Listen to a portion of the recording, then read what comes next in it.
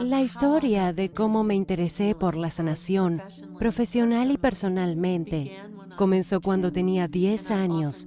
Y suelo contar esta historia porque realmente experimenté un terrible episodio psicótico y un trastorno obsesivo-compulsivo. Sin entrar en detalles, basta decir que podía ver cosas terribles que no estaban allí. Cosas como cazadores de cabezas con cerbatanas. Creía que iban a matar a mis padres y a mi hermano. Lo podía ver a medio formar, como si se manifestaran desde otra realidad. El TOC y su aspecto psicótico en realidad me hizo creer que yo era la única que podía impedir que se manifestaran. Cuando padeces TOC, realizas todo tipo de rituales. Lavarse las manos es uno muy típico. En mi caso, todo lo que leía tenía que estar al revés y de atrás hacia adelante. No podía hablar hasta que tenía todo claro en una lista mental. Fueron tiempos oscuros que ni siquiera alcanzo a describir. Vivía en un lugar oscuro. Tengo que tener cuidado, ni siquiera quiero recordarlo. Eso fue así durante 6 meses. Mis padres me llevaron a psiquiatras increíbles. Ninguno de ellos tenía nada que ofrecerme, porque esto ocurrió cuando yo tenía 10 años, es decir, hace 60 años. No había Klonopin, ni Prozac, ni terapia de conducta, nada que ofrecer. Y un día pensé, ¿qué pasaría si me sentara y rezara? No venía de un tipo de familia creyente. Tenía un padre agnóstico que era un místico por naturaleza y una madre que era, bueno, ambos eran judíos, pero mi madre era atea. Esto ocurre cuando pierdes a gran parte de tu familia en el Holocausto. A veces te haces la pregunta de si Dios es amor, si rezar funciona, si sanar es posible. ¿Por qué les ocurren cosas terribles a las personas? Pero hay un viejo dicho, no hay ateos en las trincheras, así que supuse que podía rezar y ver si algo pasaba, y pasó. El terror fue sustituido por una paz que ni siquiera puedo describir. Hay una frase en la Biblia, la paz de Dios que sobrepasa todo entendimiento. Fue una sensación de amor profundo, ser reconocida, ser apoyada desde algún otro reino. Todo estuvo claro y supe cosas que no sabía en mi mente ordinaria. Y supe exactamente cómo sanar. Número 1, sabía que sanar era posible. Número 2, sabía exactamente cómo proceder, aunque no lo diré por el momento, es una larga historia. En 3 días, todas las pesadillas, todas las alucinaciones de los cazadores de cabezas, toda la necesidad de realizar rituales simplemente se esfumaron. Eso fue todo. Fui restablecida no tanto a mi estado normal, sino a un estado donde sabía que había múltiples reinos existenciales. Este era solo uno de ellos. Quedé fascinada con la naturaleza de la sanación y con la ciencia cerebral. Me encontraba en 5º grado, estábamos estudiando el cerebro y tenía preguntas como, ¿cómo es que está sintonizada a una frecuencia con tu cerebro y luego algo ocurre? Y ves otras frecuencias. La sanación puede ocurrir. Los cazadores de cabezas también. Todo el rango de posibilidades humanas desplegadas. Cuando crecí me interesé más por la ciencia cerebral. Me interesé en la psicología, en los estados de la conciencia y particularmente en el estado de paz. Creo que todos estamos conducidos por el miedo, en parte porque es una necesidad para la supervivencia, pero pensé que había formas de alcanzar un estado de paz y que me gustaría aprender más sobre ello y ser capaz de volver a ese estado de paz para poder ayudar a otros a llegar a él. Así que eso fue básicamente lo que me situó en este camino. Seré muy breve con el resto de mi currículum. En la universidad hice un doble grado en biología y psicología, y siempre traté de escribir sobre la naturaleza de la conciencia. Y aposté por doctorarme en la Escuela de Medicina de Harvard, porque había gente trabajando allí, tanto en el campo de la conciencia como en el de la neurociencia con los que quería estudiar.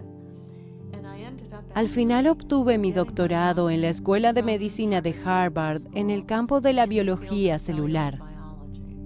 Luego me convertí en bióloga de células cancerígenas. Trabajé por muchos años. Tenía un laboratorio en la Universidad de Medicina de Tufts y estudié las células cancerígenas, qué las hace cancerígenas y cómo podrían volverse normales nuevamente. Entonces mi querido padre desarrolló cáncer y no murió de cáncer, sino de suicidio, a causa del medicamento que le dieron para hacer que sus linfocitos no se dividieran tan rápido. Lo que tenía era un tipo de leucemia. Desarrolló trastorno bipolar, un estado que conocía muy bien, al menos la parte psicótica de cuando tenía 10 años, y le retiraron el medicamento para operarlo. Una noche esperó a que mi madre se durmiera. Abrió la ventana del piso 36 del edificio y saltó hacia su muerte.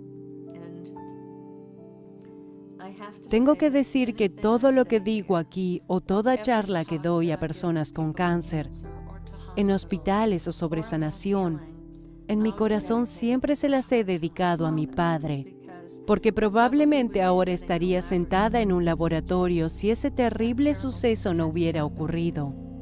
Mientras pensaba en cómo podía darle sentido a ese suceso, pensaba en que si solo pudiera ayudar a otra familia a obtener un mejor final del que tuvo la mía, eso significaría mucho para mí. Así que decidí acercarme a un nuevo campo llamado medicina conductual.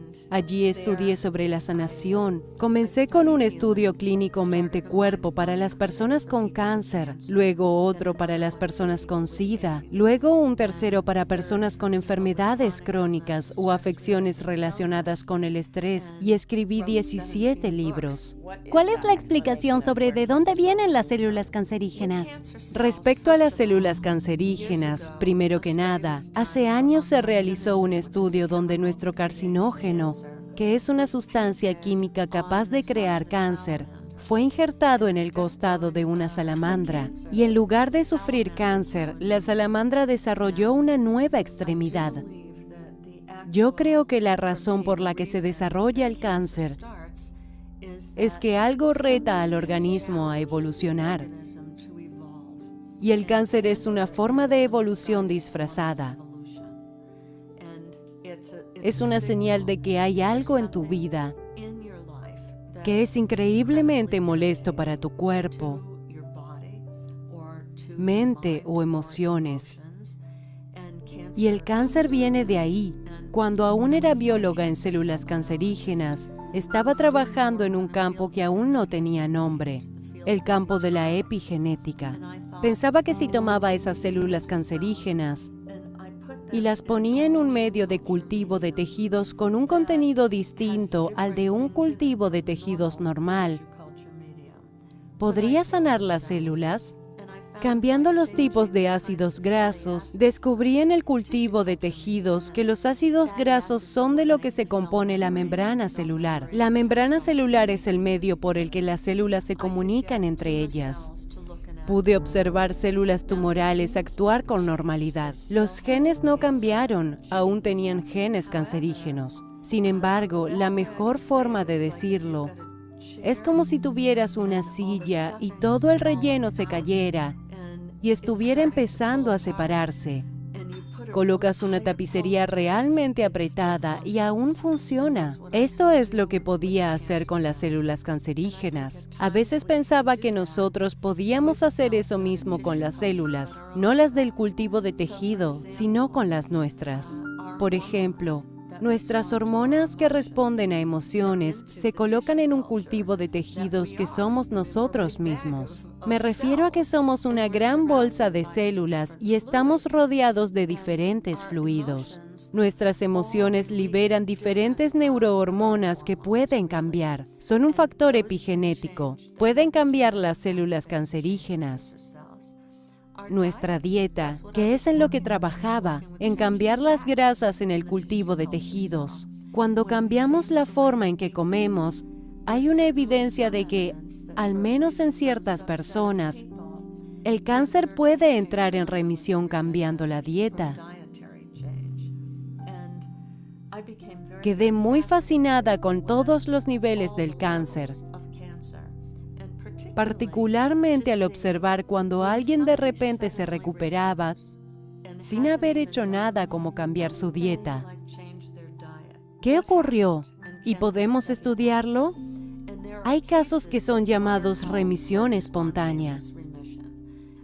El término médico significa que no recibió tratamiento médico y desafortunadamente a veces no se dan cuenta. Los investigadores no se daban cuenta de que hay alternativas a la quimioterapia que pueden crear un cambio. Pero hay 3 cosas que se han encontrado en común en las personas con remisión espontánea. Una de ellas es que creen que es posible sanar. En segundo lugar, creen no solo en general, sino específicamente creen, yo puedo sanar.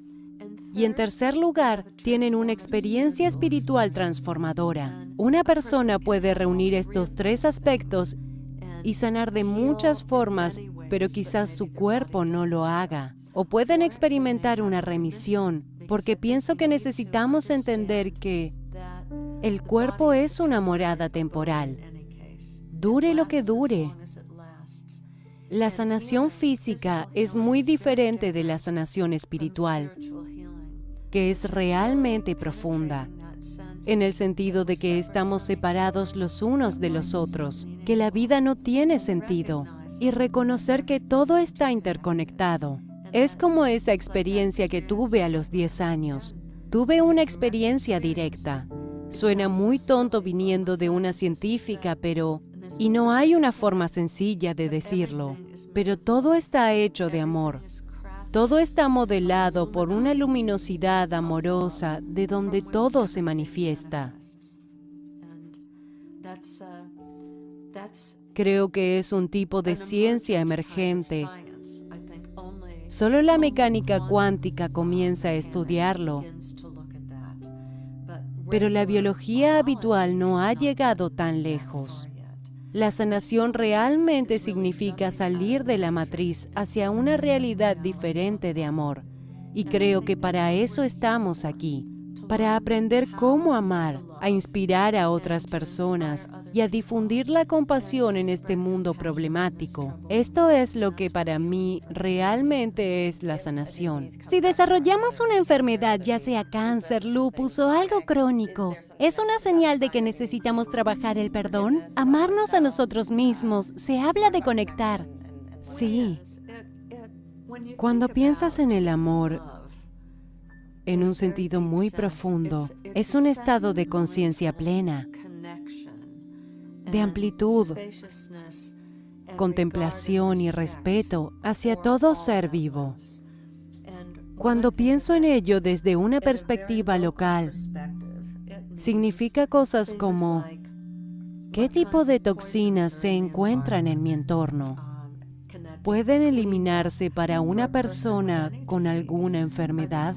¿Hay toxinas que necesitan eliminarse de tu hogar? ¿Están en tu comida? ¿Realmente necesitas comenzar a consumir alimentos orgánicos? Y si comes carne, hacerlo de animales que tuvieron una buena vida, fueron respetados y también se alimentaron adecuadamente. Me encanta Michael Pollan, el escritor nutricional que dice, somos lo que come lo que comemos. Es totalmente cierto. Nuestra agua necesita ser pura, necesitamos limpiarla para nosotros mismos, para nuestras comunidades y para el mundo. Ese es un aspecto. Luego necesitamos limpiar nuestras propias emociones tóxicas. Un amigo budista me habló sobre los 5 kleshas. Siempre me hace reír, suena como una palabra yiddish, como, oye, tengo kleshas. Pero son cosas parecidas. Una de ellas es la misma en sánscrito, en hindú. Es la vidya, la ignorancia sobre el hecho de que todo está interconectado, que todos somos interdependientes, que nada surge por sí mismo. Ese es uno de los aspectos, y si piensas que estás separado y solo en esta vida, por supuesto que te afectará, te afligirá, te hará sentir solo. Y puedo decirte, desde mi perspectiva científica, que la soledad afecta negativamente a tu sistema inmune, al sistema cardiovascular. Esta ciencia del amor es increíble, lo que hace por nosotros, y lo opuesto es el sentimiento de soledad. Pero hay otros 4 tipos de emociones aflictivas. A lo que tienes que prestar atención es a tu propia vida emocional. Y todas las emociones al final resultan ser buenas porque te cuentan algo. Es muy bueno dejar aflorar una emoción, ver de qué se trata, ser curioso, ser consciente, estar presente y luego ser capaz de ver si me ha llevado a algún lugar al que me estoy aferrando, a un lamento o a un resentimiento. Luego tienes que poner manos a la obra y dejar ir esos lamentos y resentimientos, y así no serás vulnerable a aferrarte a esa emoción. Por ejemplo, cuando dirigí el estudio clínico Mente-Cuerpo, lo que averigüé fue que necesitamos volver a los lamentos y resentimientos.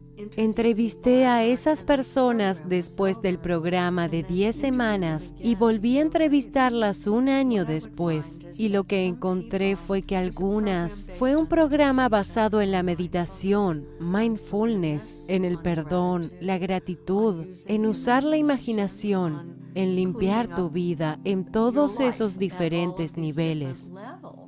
Cuando llamé de nuevo a esas personas, algunas de ellas no sanaron, no hubo un gran cambio. Casi siempre se aferraban a un lamento o resentimiento que los mantenía atascados. Debo decir que esa es una parte importante de sanar. No puedes sentirte conectado a algo cuando hay un bloqueo en algún punto del camino. Todas estas cosas son importantes. Y no puedes sanar si solo lo haces para ti.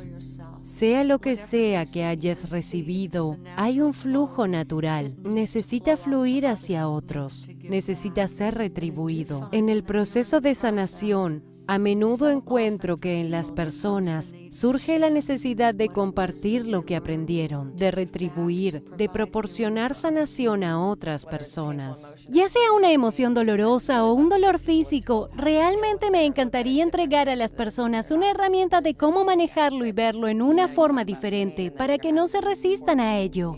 Oh, absolutamente. Es muy importante que las personas entiendan las cosas en un nivel de manifestación corporal. Todos hemos tenido una experiencia, lo entiendes intelectualmente, pero en realidad no lo tienes en tu cuerpo. Esa es la parte importante. Hay 2 partes en ello. Una de ellas es la práctica de mindfulness. Por ejemplo, yo solía tener migrañas terribles. Me daba migraña y comenzaba a vomitar. Quedaba parcialmente ciega. Me sentía muy enferma, increíblemente enferma. Antes no había medicamentos. Luego empeoré la enfermedad porque pensaba, oh, ¿qué está mal en mí? Todos tienen una vida, nunca sé cuándo estaré enferma, nunca sé cuándo estaré bien. Esto es algo terrible. Y comenzaba a llorar. Esto solo empeoraba el dolor. Luego aprendí acerca de mindfulness. Recuerdo aquel día, estaba sentada en mi laboratorio cuando aún era bióloga de células cancerígenas. Me dio una migraña e inmediatamente pensé, oh Dios, ¿quién va a recoger a los niños en la guardería? ¿Cuántos días durará? Finalmente dije, Joan, resistirte lo está empeorando. Tan solo atiende al dolor. Tenía un profundo dolor detrás de un ojo, pero en vez de juzgarlo como un dolor, mindfulness significa curiosidad. Y simplemente comencé a ser curiosa. No era un dolor estático, era intermitente. Venía por un lado, luego venía por otro. Es insoportable. Cruza el umbral del dolor. Hace todas estas cosas. Tan solo seguía respirando y esa es la clave. Debes seguir respirando. La respiración tiene que ver con conectar. Sueltas la respiración en tu vientre, sueltas el aliento. Ser curioso, observar. Me di cuenta de que el dolor comenzaba a desaparecer y luego de 10 o 15 minutos de prestarle atención, la migraña comenzó a desaparecer. No estoy diciendo que el dolor siempre va a desaparecer. Lo que digo es que probablemente cambie y se reduzca un poco, y no habrás agregado una nueva capa de sufrimiento. En vez de eso, eres curioso, estás presente. Esa es una de las partes, la manifestación corporal. Si no se manifiesta, no lo crees. La otra parte trata sobre tu visión del mundo. Si consideras el dolor como un rito de transición, eso es muy diferente. Esto es un ejemplo. Una mujer joven con cáncer vino a mi clínica con una forma realmente agresiva de cáncer de senos y ella lo sabía. Y aún así había algo de esperanza en ella. Y me dijo, y cito exactamente, el día que recibí mi diagnóstico, murió quien yo era. Por supuesto, eso es lo que ocurre. Toda tu vida se desintegra en ese momento. Pero después continuó y dijo, pero aún no he renacido en quien me voy a convertir. Y esa es la clave. Inmediatamente supe que ella iba a hacerlo muy bien, porque tenía un sentido de continuidad, incluso en la forma en la que hablaba. Estaba contando una historia que me indicaba que aquella mujer esperaba vivir, y eso es muy importante. Lo que realmente estaba definiendo eran las 3 fases clásicas de un rito de transición. Eso es lo que todo chamán experimenta en su rito de transición, antes de regresar con la habilidad de sanar. La capacidad de transitar detrás, entre y a través de diferentes mundos y ver los diferentes niveles cuánticos de las cosas. Y trabajar con la energía en un nivel donde realmente pueden ser sanadores. Todos ellos pasaron por una especie de muerte. Normalmente una enfermedad muy seria de un tipo u otro. Toda buena película de Hollywood está basada en un rito de transición. Es lo que Joseph Campbell habló en El viaje del héroe. Primero tu mundo se desintegra, como le ocurrió a la joven mujer con cáncer. En segundo lugar, llegas a un punto entre ya no y aún no. Ya no eres quien eras y aún no eres lo que serás. Ese es un tiempo sagrado, el tiempo entre el antes y el después. Es un tiempo que da miedo porque no tienes indicadores. Es un tiempo en el que realmente tienes que aprender a estar presente ante lo desconocido. Es el tiempo donde encuentras a tus mentores. Es un tiempo en el que las personas buscan lo que realmente es cierto. Es el tiempo donde buscan sanar y es un tiempo poderoso. Luego, cuando las personas pasan por eso, la tercera fase del rito de transición se llama el retorno. Y cuando regresan, tienen algo precioso que entregar a otras personas. Por eso digo que las personas que pasan por esto casi siempre quieren retribuir, quieren compartir con otros lo que aprendieron. Esto es muy importante. Así que comencé a incorporar eso en mi trabajo con las personas. Alguien podría venir y decir, oh Dios, tengo esta terrible enfermedad, soy una víctima. Eso es algo muy desempoderante, elimina la esperanza. Debes saber que hay esperanza y que hay un ciclo.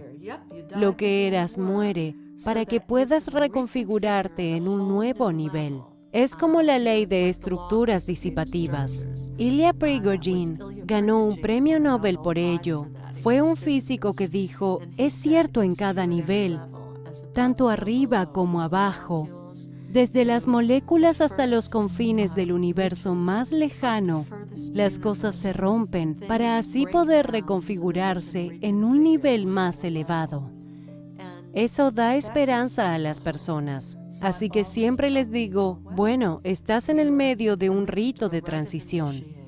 La sanación espiritual es una cosa y la sanación física otra. ¿Pero crees que el cuerpo humano es capaz de sanar de cualquier cosa?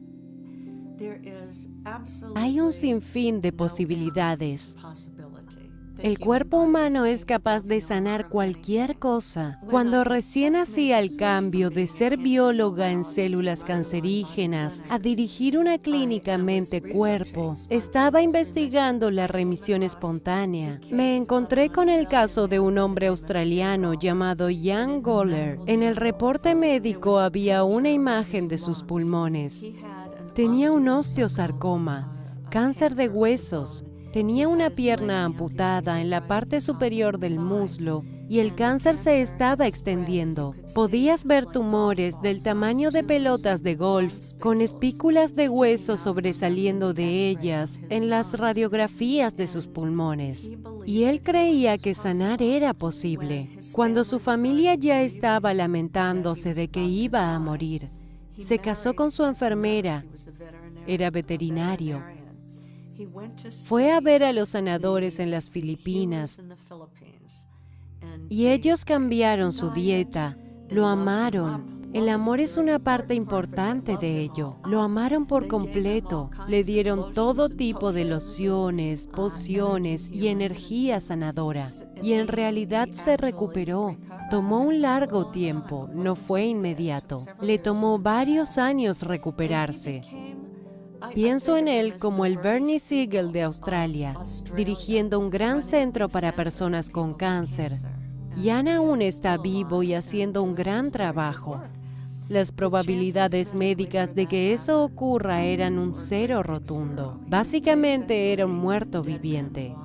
Cuando ves lo que es posible, es muy importante.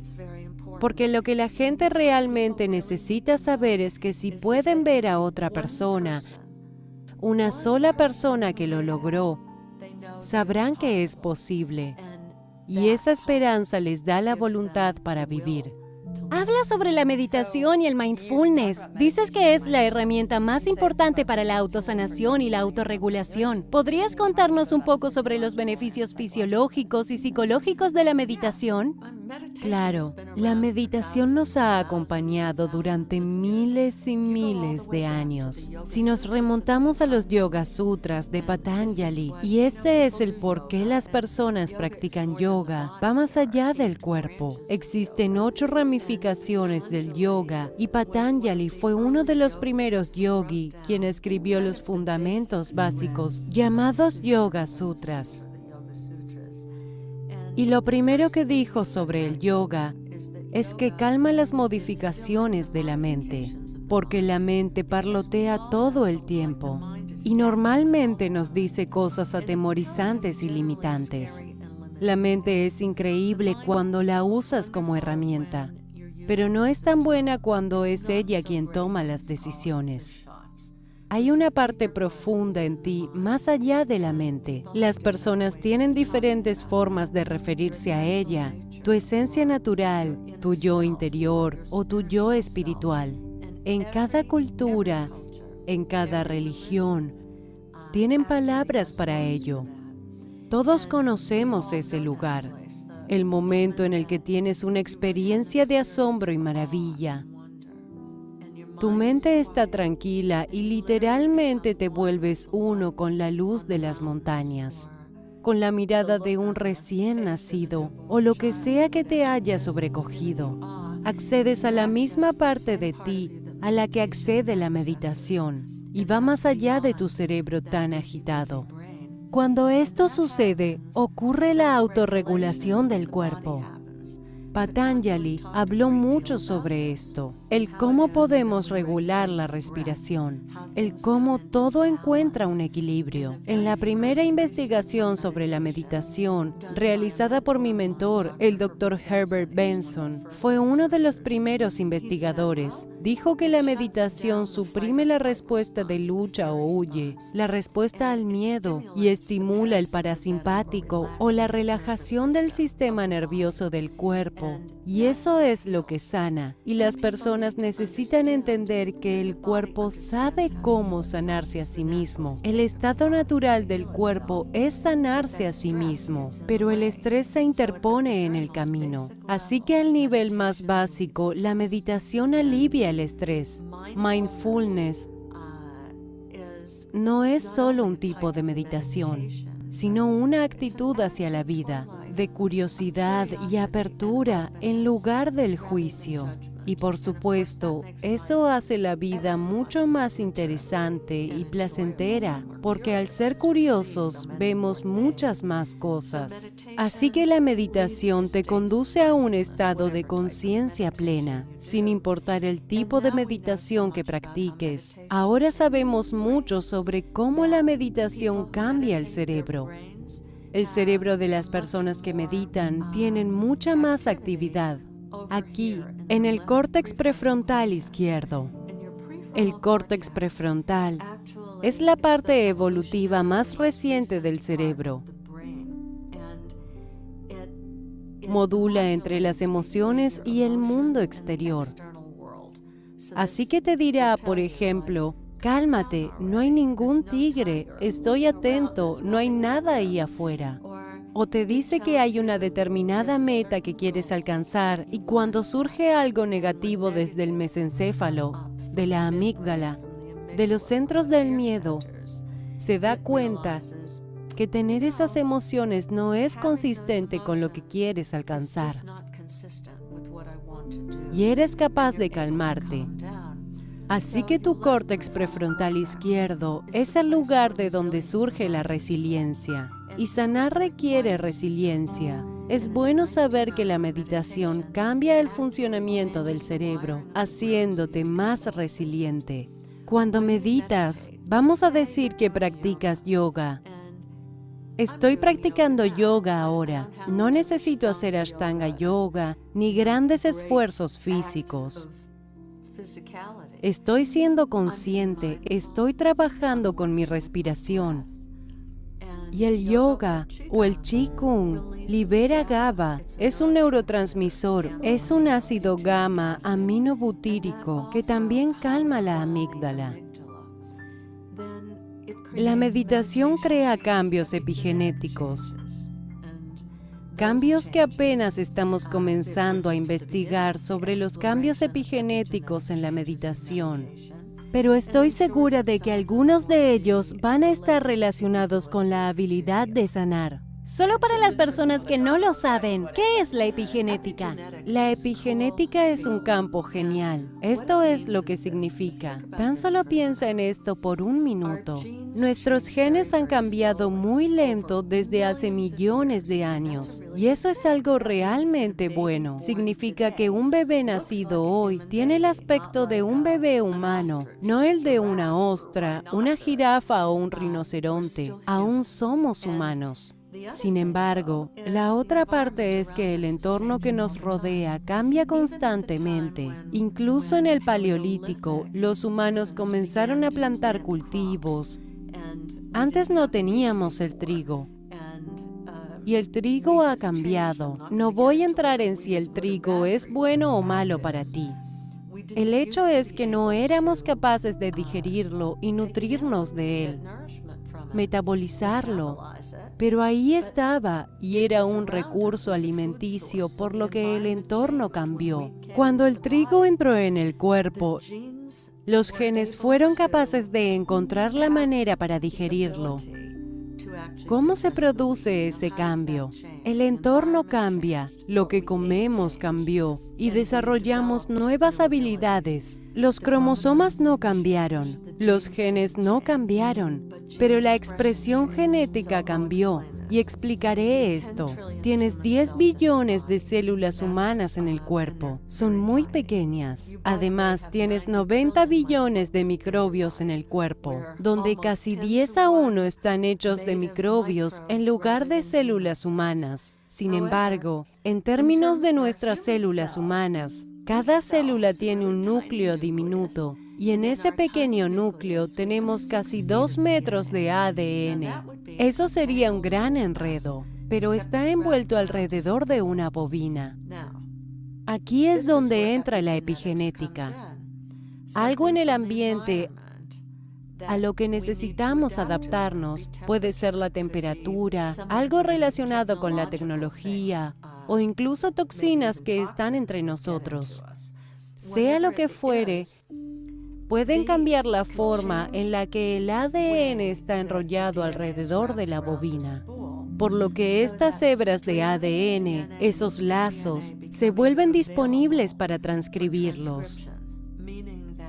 El punto del ADN es que produce proteínas. Se llama transcripción, el proceso donde un gen produce una proteína. Entonces, o produces proteínas u otras señales del entorno, porque esos pequeños bucles de ADN se cierran herméticamente, por lo que no están disponibles para transcribir. Entonces, las proteínas que actualmente producen tus genes son totalmente diferentes dependiendo de las señales provenientes del entorno. Eso es algo maravilloso y demuestra el por qué no estás condenado por tu ADN. Las personas que tienen el mismo ADN, que tienen la misma susceptibilidad a enfermar, una puede enfermar y la otra estar bien, una puede sanar y la otra no. Todo porque optimizaron los factores del entorno que controlan la vida genética, y esto es de lo que trata el campo de la epigenética. Dices que rara vez vemos las cosas por lo que son, que realmente vemos el reflejo de nuestro condicionamiento pasado. ¿Puedes explicar cómo ese condicionamiento crea nuestra realidad si no estás conforme con la misma? Las mujeres miran alrededor y dicen, quiero parecerme a ella, quiero ser alta y delgada. Si no eres alta y delgada, comienzas a contarte una historia sobre cómo no te gustas a ti mismo, sobre cómo tu cuerpo no es lo que debería ser. Mírame, yo soy baja, mido 1,5 metros y tengo un tipo de cuerpo más rubenesco. Pasé gran parte de mi vida queriendo ser alguien diferente, sin apreciar lo hermoso que es mi propio cuerpo.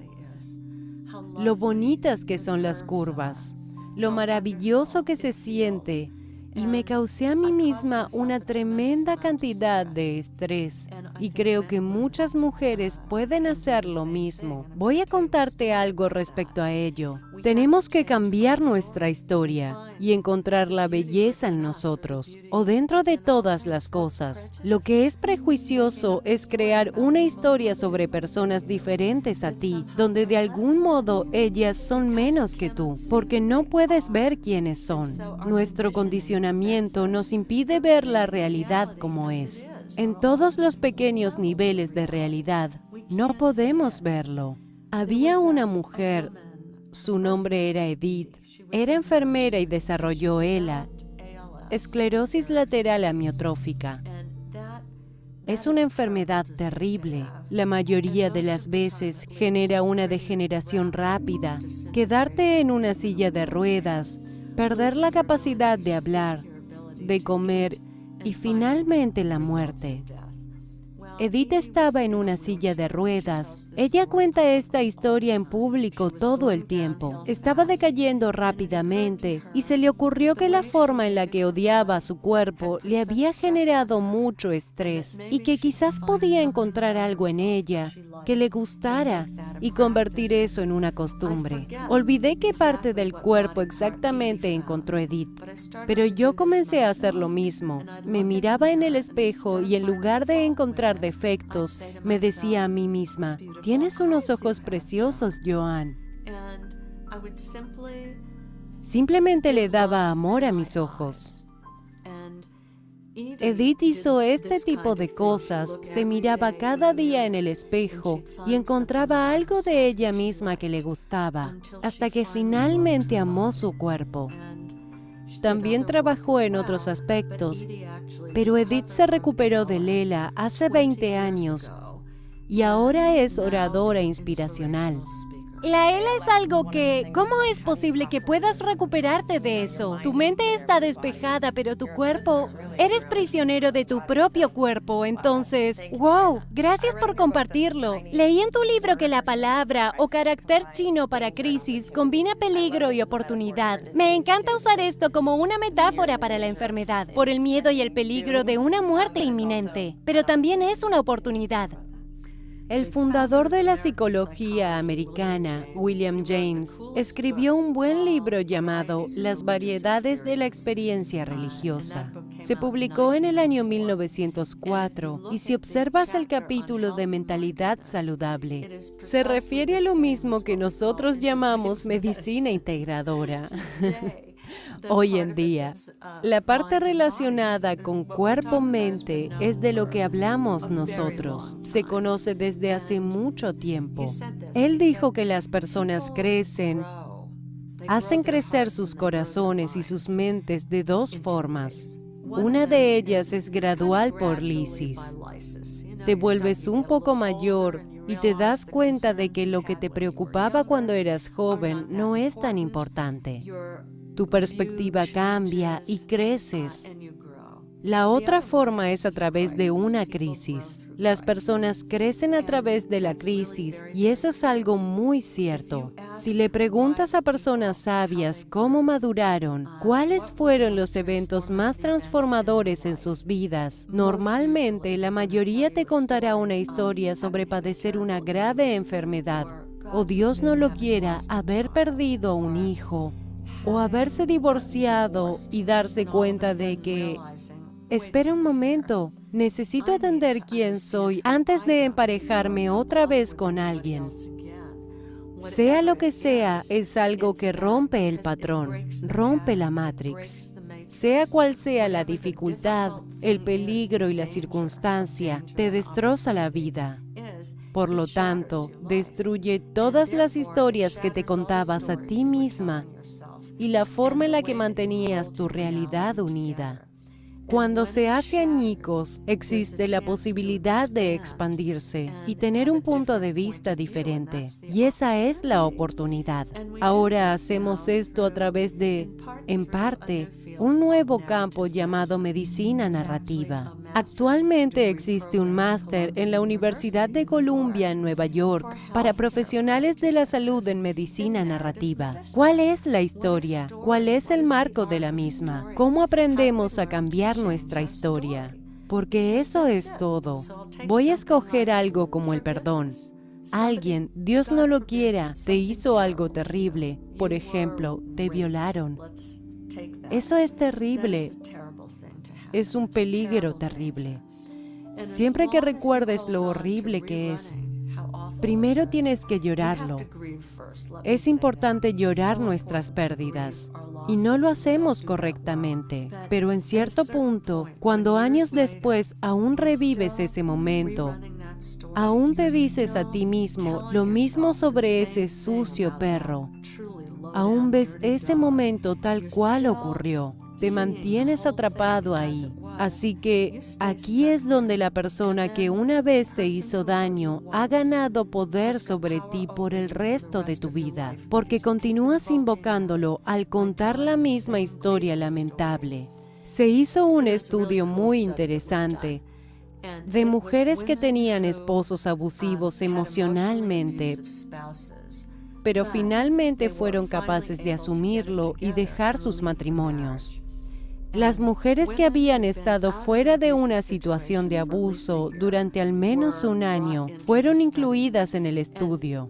Fueron asignadas en uno de dos grupos. Un grupo era de entrenamiento de asertividad y control de la ira, para que no volvieran a permitir otra persona abusiva en sus vidas. El otro grupo era entrenamiento del perdón. El perdón en este estudio trataba sobre cambiar tu historia, una narrativa diferente. Así que en lugar de revivir todo el daño que ese abusador te hizo, comienzas a decirte, ¿cuáles son los beneficios?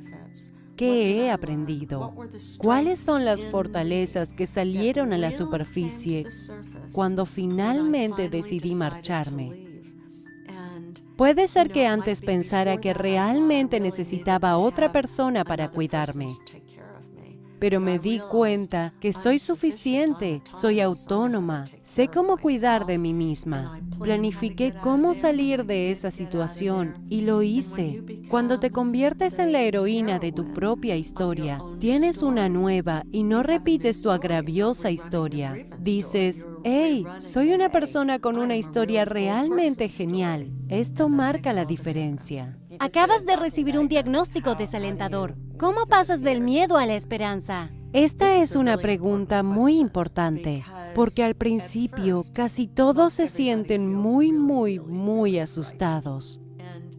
El dolor y el miedo necesitan tener un pequeño espacio primero. Tienes que llorar, tienes que gritar y chillar, desear fuese de otra manera. Al menos la mayoría lo hace, no todo el mundo, todos somos diferentes. Pero entonces llega el momento en el que piensas, aún estoy viva, quiero vivir en un miedo constante o quiero calmarme un poco.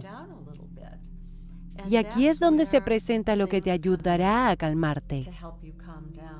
Una de ellas es muy simple. Necesitamos la compañía de otros. Y cuando tenemos miedo y estamos afligidos, muchas personas se aíslan y se separan. Es muy importante reunirse. Cuando dirigía la clínica Mente-Cuerpo, lo que escuchaba una y otra vez era, gracias a Dios que estamos juntos en un grupo, porque puedo estar con otras personas y comparten conmigo las cosas que necesito oír. Eso es importante. Asegúrate de tener el abrigo de otras personas en torno a ti.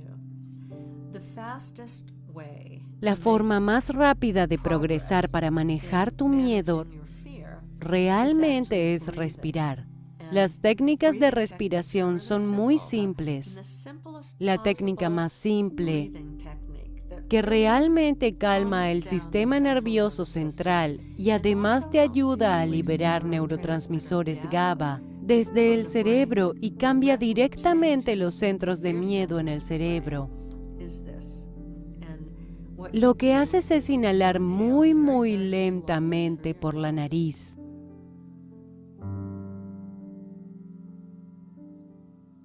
Luego frunces los labios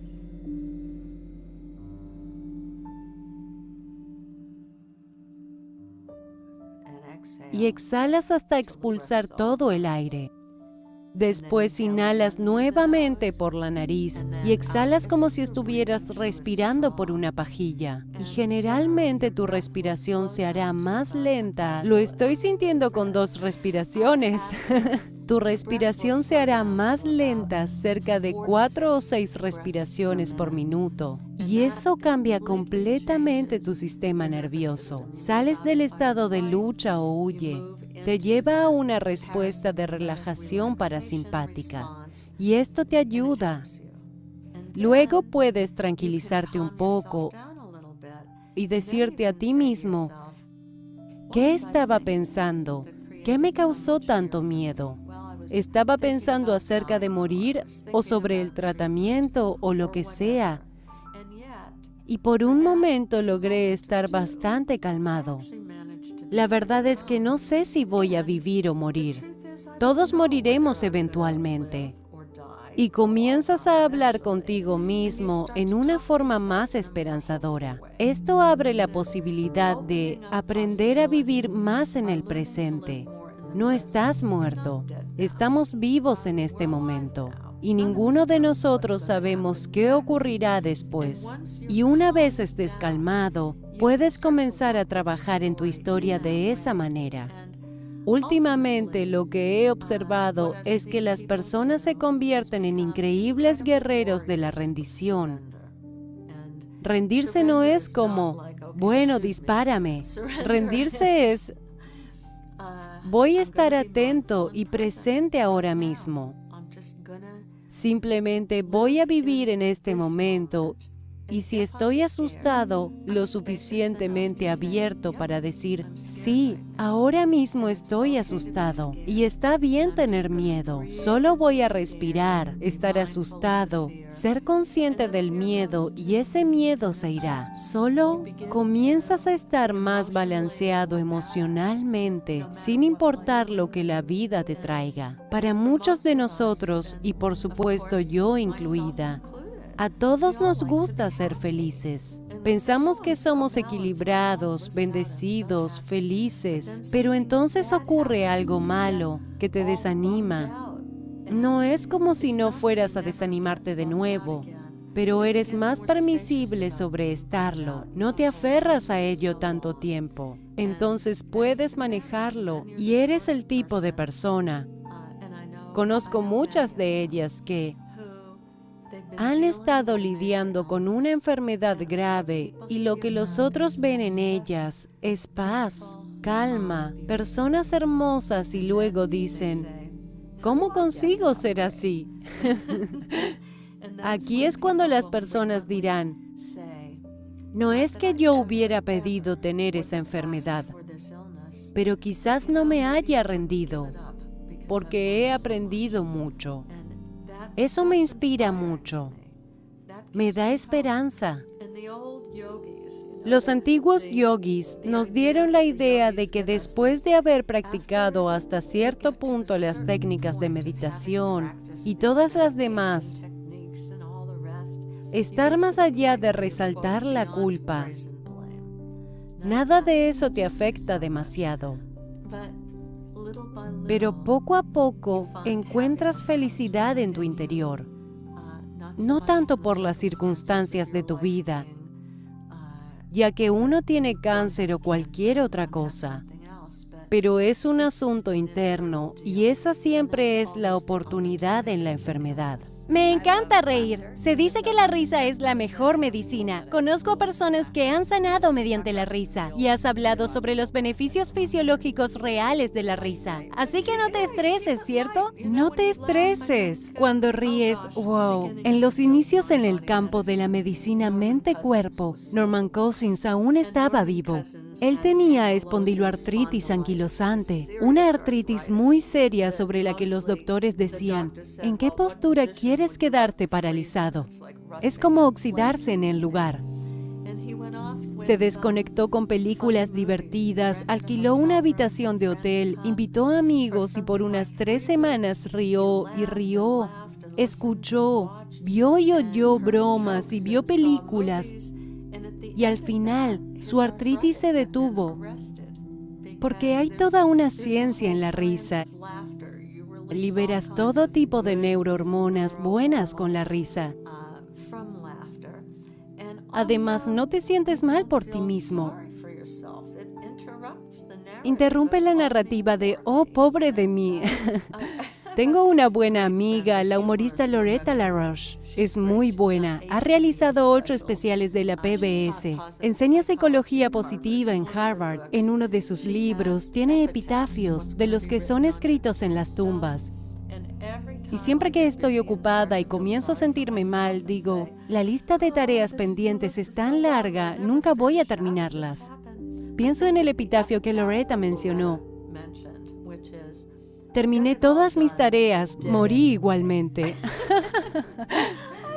Simplemente suelto una carcajada y me digo, supongo que no voy a terminarlas. En lugar de ello, salgo a dar un paseo. Esto rompe el trance. Sanar tiene mucho que ver con romper el trance y a abrirse a algo más elevado en todos los niveles de la vida. Una relación profunda, una profunda sensación de comunión contigo mismo, con otros y, por supuesto, con todos los niveles de la realidad. Esa es la bendición en algo que da mucho miedo. Me encanta. He mencionado algunos estudios donde lo que creen las personas, el efecto placebo, es más eficaz que el efecto de los medicamentos. ¿Puedes mencionar algunos casos o hablar sobre ello? Sí, se hizo un estudio bastante famoso hace muchos años. Ahora tienes que pasar por estudios humanos para realizar un estudio. Pero lo que hicieron fue reclutar mujeres con náuseas matutinas. Dijeron, vamos a darles un medicamento para calmar las náuseas. Lo que les dieron fue jarabe de ipecac, que te hace vomitar. El 40 o 50% de las mujeres que tomaron el jarabe de ipecac no volvieron a tener náuseas, por lo que la creencia fue más fuerte que el medicamento. Creer es una forma de hipnosis. Vivimos hipnotizados todo el tiempo. Por eso si un doctor te dice, vas a morir a causa de esta enfermedad, es como una maldición. Muchas personas aceptarán eso y seguramente morirán en el momento en que el doctor les dijo que lo harían. Aquí va otra anécdota. Es de un buen amigo que era médico. En este caso particular, le dijeron que viviría unas 6 semanas. Le dijeron que tenía cáncer en fase 4. Era el final. Y murió unas 6 semanas después. Luego, cuando se revisó su caso, había sido un error. Nunca tuvo cáncer. Esta es la maldición de nuestros días. Es muy importante. Solía intentar deshipnotizar a mis pacientes, diciendo, el doctor te dijo que tal vez vivas 1 año, pero eso es un promedio. Hay personas que mueren de algo distinto 20 años después. ¿Por qué no podrías ser tú una de esas personas? Y bueno, todos necesitamos poner nuestros asuntos en orden, porque la vida transcurre mucho mejor de ese modo. Pero solo piensa en ello como si hicieras una limpieza en casa, y después te sentirás mucho mejor. Piensa que eres una de esas personas que viven para siempre con esto. Y solo vuelve a la remisión espontánea. Si puedes identificar a una persona que vivió con lo que tú tienes, llevas ventaja en el juego. Has dicho que en la clínica Mente-Cuerpo trataste con el cáncer y el modelo de tratamiento alopático en realidad no funcionaba con las enfermedades crónicas. ¿Puedes hablarnos sobre...? Sí, nuestro sistema médico es absolutamente fantástico para cosas como huesos rotos, para enfermedades agudas. Espero que poco a poco el cáncer sea como un hueso roto, que encontremos la solución para desactivar una célula cancerígena. De hecho, sé que eso ocurrirá. Aún el cáncer tiene sobre 100 formas distintas, por lo que hay muchas soluciones que encontrar. Pero existen muchas enfermedades. Tenemos, por ejemplo, la diabetes y la prediabetes. Cerca del 25% de la población es prediabética y cerca del 9% tiene diabetes tipo 2. Esto es una desgracia porque conduce a enormes efectos secundarios.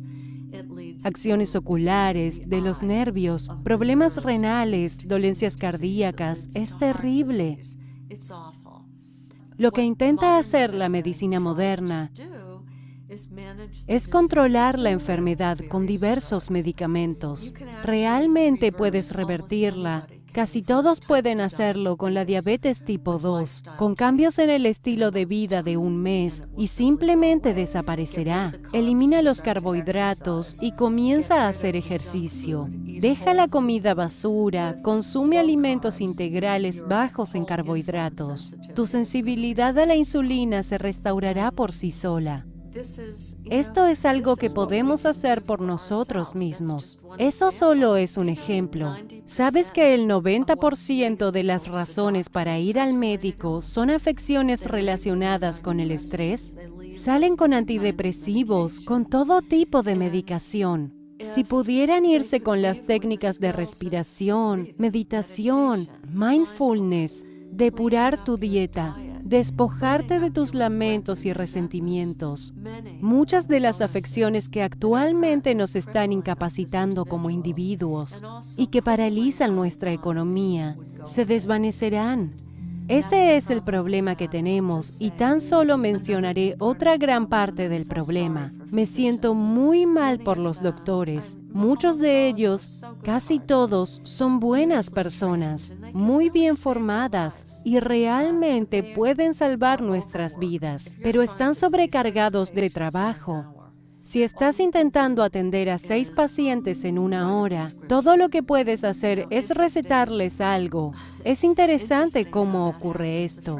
Una amiga mía que es doctora, que habla navajo y trabajó con los navajo antes de convertirse en médico, fue a verlos de nuevo para ver a algunas de las personas que conocía desde hacía 30 o 40 años. Le dijeron, ¿a qué te dedicas? Ella dijo, soy doctora. No podía recordar cuál era la palabra en navajo, y ellos usaron una palabra que significa aquel que reparte medicinas. Y si esa es tu idea de lo que es un médico, es lamentable, pero eso es lo que sucede a menudo. Por eso las enfermedades crónicas realmente son oportunidades para un cambio de vida y de mentalidad.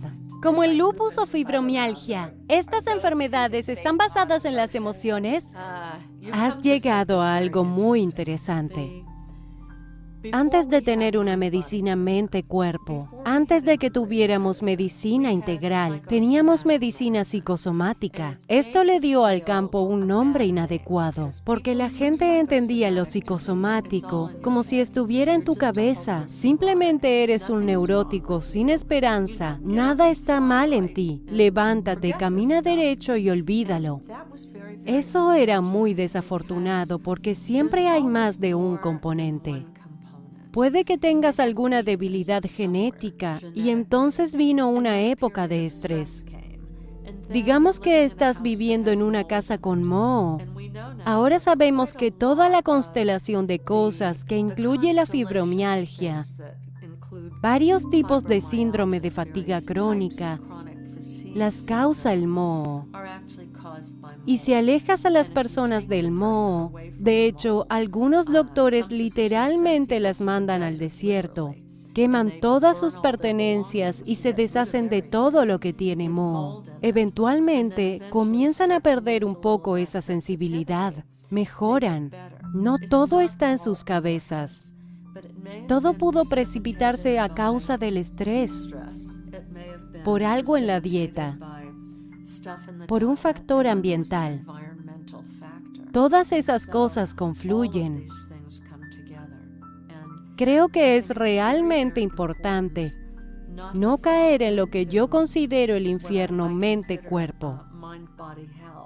Hay personas que dicen, estoy enfermo, debe ser por mi culpa. Y esa es la prueba de que no soy tan bueno como debería. Eso es ridículo. Todos conocemos a personas que tienen una larga vida, tienen una dieta pésima, malos pensamientos y están estresados. Y a los 103 años aún hacen miserable a la gente que los rodea.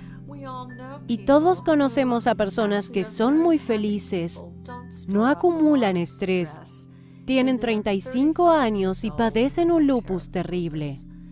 Realmente necesitamos darnos cuenta que es un diagrama de Venn, donde tus pensamientos y emociones son solo una parte de ello. Si prestas atención a la historia de la religión, encontrarás que Santa Juliana de Norwich fue una santa del catolicismo. De hecho, fue la primera mujer que escribió un libro. Era una santa inglesa.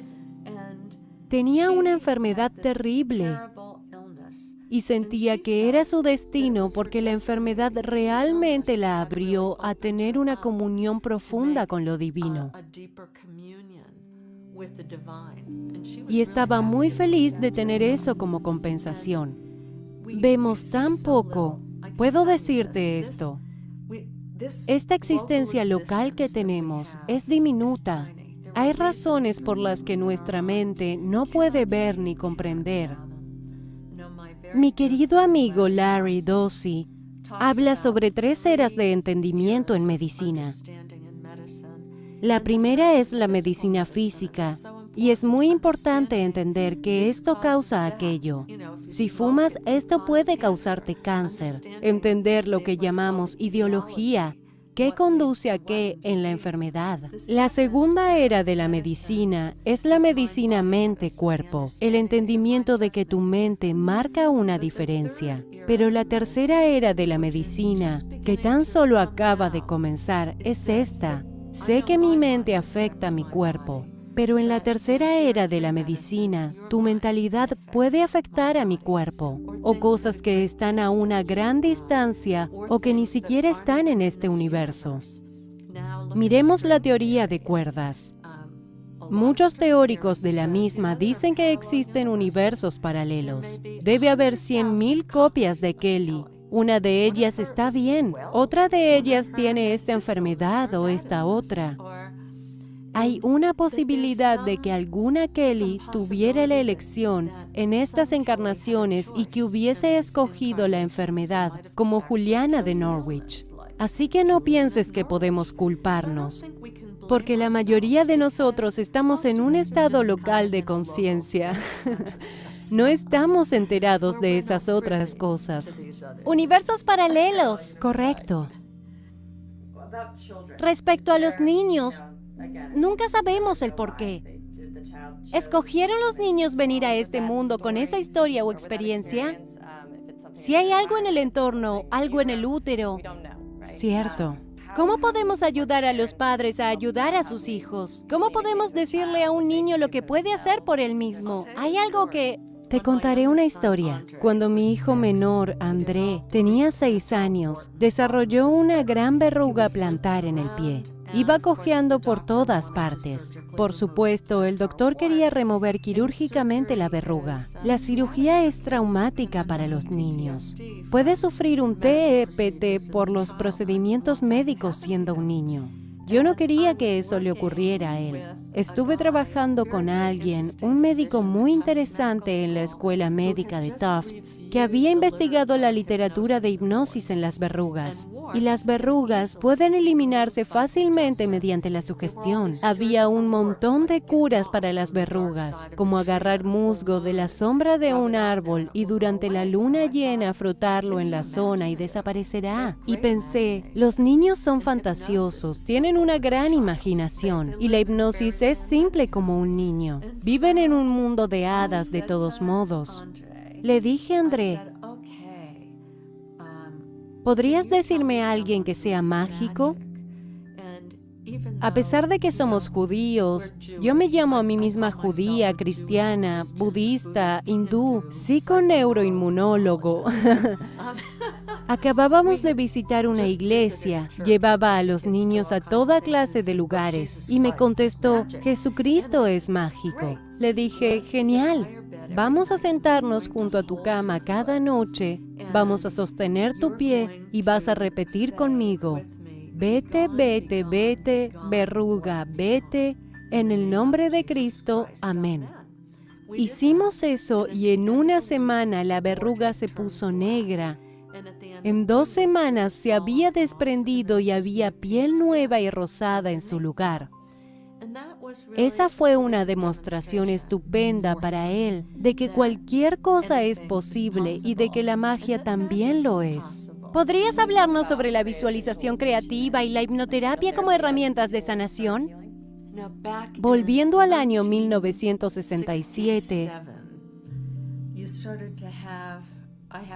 trabajé con el Dr. Herbert Benson, quien es la persona que realmente llevó la meditación a la medicina con respuesta de relajación. Además, estudió la bioobservación. Ese fue el primer indicio de que podemos tomar una función inconsciente, como la presión sanguínea o el ritmo cardíaco, y usar la retroalimentación para hacerlo inconsciente, consciente. Como, ¿qué sientes cuando aumenta tu ritmo cardíaco? Entonces, las personas comenzaron a estar muy interesadas en la imaginación y las imágenes.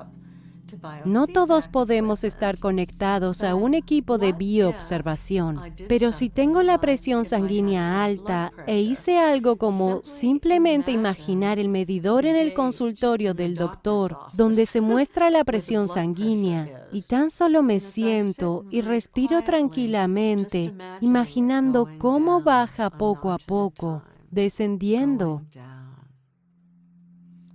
La presión sanguínea se reducirá. Y si te pido que hagas un ejercicio simple de imaginación, ir a la nevera, abrirla, buscar un limón, lo tomas, lo pones en la tabla de cortar, lo cortas a la mitad, lo miras, ves el zumo brotando, sacas la lengua y lo chupas. Tus glándulas salivares se volverán locas y todo está en tu imaginación. Así que no hay duda de que lo que imaginamos puede afectar nuestra fisiología. El problema es que mayormente imaginamos cosas muy desagradables. Por ello, a menudo en ejercicios de sanación imaginaria, comenzamos visualizando un lugar precioso, tan detallado como sea posible. Ayuda a imaginar un lugar en el que ya hayas estado.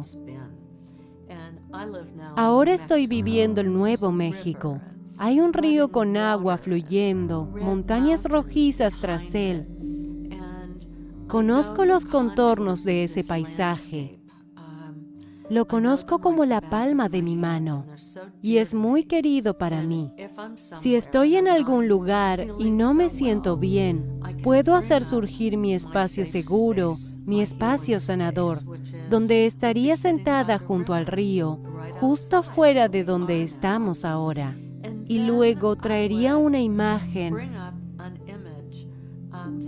Por ejemplo, no dormí muy bien anoche y pensé, oh, va a venir un equipo de grabación y apenas he dormido. Luego me sucedieron otras cosas. Así que esta mañana me senté y me visualicé a mí misma aquí sentada, llena de vida, de vitalidad. Eso es lo que haces, y es muy diferente a caminar diciendo, ay, estoy agotada, ¿cómo voy a hacer esto? Porque cuando te imaginas algo, es lo que vas a obtener. Así que siempre piensa qué estás imaginando en tu mente y luego haciéndolo consciente. Se hizo un estudio en una unidad de quemados. Oí hablar de ello por un investigador en imaginería increíble, Gene Achterberg, que murió hace ya algunos años. Era para niños quemados de ese pabellón. El hipnoterapeuta que trabajaba con los niños les sugirió que imaginaran la piel de sus injertos como dedos moviéndose los unos hacia los otros para entrelazarse. El grupo de niños que hizo ese trabajo, que visualizó eso en sus mentes, tuvieron mejores resultados con los injertos. Sanaron más rápido, con menos inconvenientes de los que suelen suceder en el proceso. La terapia imaginativa es muy importante y le digo a las personas que no solo es para cuando estás sentado meditando. Puedes cambiar una imagen en tu mente en pocos milisegundos, pero debes darte cuenta cuando estás imaginando algo malo. Eso es lo que hace la meditación mindfulness. Genera conciencia. Solo cuando eres consciente, tienes opciones. Debes ser consciente de lo que estás pensando y así puedes escoger una imagen de algo diferente o una historia distinta. Me encanta el término terribilitis. Es como usar tu imaginación en un determinado sentido, si queremos continuar en ese pensamiento, que lo hacemos todo el tiempo. Hay un psicólogo genial llamado Albert Ellis. Decía las cosas de forma muy franca y linda. Decía que si comenzabas a hablar de lo mal que estaban las cosas, te decía, estás terribilizando. O si realmente te imaginabas lo peor, te diría, estás catastrofizando. El solo tener esas palabras ayuda mucho a las personas.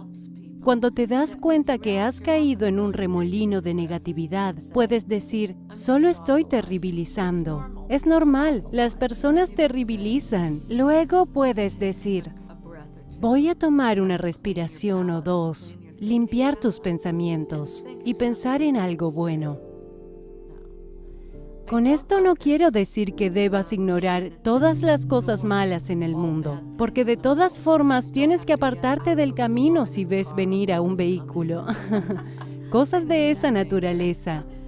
Hablas de replantear los ataques como una necesidad de amor, que el ataque de otro es un grito de ayuda. ¿Podemos hacer lo mismo con tumores y enfermedades? Como un niño cuando se raspa la rodilla y la madre la limpia con cariño. Absolutamente. Ciertamente puedes enviar amor a las partes de tu cuerpo que las necesita. Es algo muy importante. Hay un tipo de meditación antigua llamada meditación de la órbita del microcosmos, que implica sonreír a tus órganos internos. Si nunca antes le habías sonreído a tu hígado, es todo un proceso. Creo que es muy importante sonreírle a todo tu cuerpo. Sonreírle a toda la salud en tu cuerpo. Ver a los tumores encogerse, porque sea lo que fuera, intentaba sanarse. Y puedes sanar de alguna forma con tu amor. ¿Nos darías un mensaje para llevar sobre la sanación? El gran aporte sobre la sanación es que todo es posible. La esperanza es tu mayor aliada. Y cuando te amas a ti mismo, cuando lo haces realmente y reconoces que eres un ser mágico, cuando sanas tu pasado y te deshaces de todo lo que te molesta, encontrarás que la sanación ocurre y se siente maravilloso, como si fueras tan ligero como